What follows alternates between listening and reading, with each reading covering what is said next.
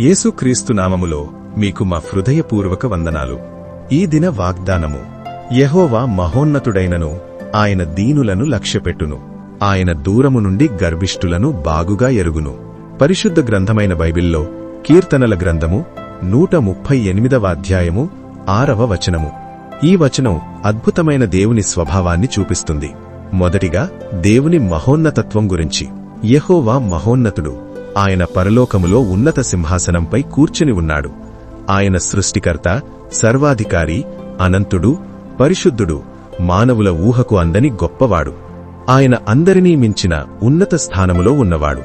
ఇంత గొప్పవాడైన దేవుడు మనలాంటి చిన్న మానవుల వైపు చూసి మన పాప శాపముల నిమిత్తమై తన పరిశుద్ధ రక్తమంతయు కలువరి శిలువపై ధారపోసి తన ప్రాణాన్ని మన కొరకై అప్పగించాడు. రెండవదిగా ఆయన దీనులపై దృష్టి ఉంచాడు. దీనులు అంటే వినయము గలవారు, తమ్మును తాము తక్కువగా భావించేవారు, పాపభారంతో విరిగిన హృదయం గలవారు, స్వయం నీతిని వదిలి దేవుని కృపపై ఆధారపడేవారు. ఆయన వారిని లక్ష్యపెట్టును అనగా ఆయన కేవలం చూడటం కాదు, ప్రేమతో, దయతో, శ్రద్ధతో సమీపంగా ఉంటాడు. దేవుడు దూరంగా ఉండడు. ఆయన హృదయం ఎప్పుడూ కూడా దీనుల వైపే ఉంటుంది. ఆయన తన ఉన్నత స్థానం వదిలి దీనులతో కలిసి నివసిస్తాడు.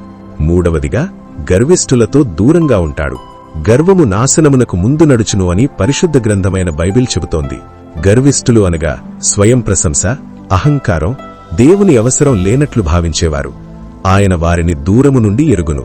వారాయనకు తెలుసు. వారి అహంకారం వారిని దేవుని నుండి దూరం చేస్తుంది. దేవుడు గర్విష్ఠులకు విరోధియగును, దీనులకు కృప ఇచ్చును. దేవుని గొప్పతనం: ఆయన దేవుడయ్యుండియూ తన్ను తాను దీనుడిగా చేసుకుని సేవకునిగా వచ్చాడు. ఆయన దీనులతో కలిసి తిరిగాడు. మన జీవితంలో బాధలు, బలహీనతలు, వైఫల్యాల మధ్య కూడా దేవుడు మనల్ని చూస్తున్నాడు. మనం దీనులమైతే ఆయన దగ్గరగా ఉన్నాడు. గర్వం మనల్ని దేవుని నుండి దూరం చేస్తుంది. కాబట్టి వినయం దేవుని సన్నిధికి తలుపు తెరుస్తుంది. ఈ లోకంలో మనం ఎంత చిన్నవారమైనా దేవుడు మనల్ని చూస్తాడు, ప్రేమిస్తాడు, సహాయం చేస్తాడు. ఎందుకంటే ఆయన మహోన్నతుడు, దయామయుడు.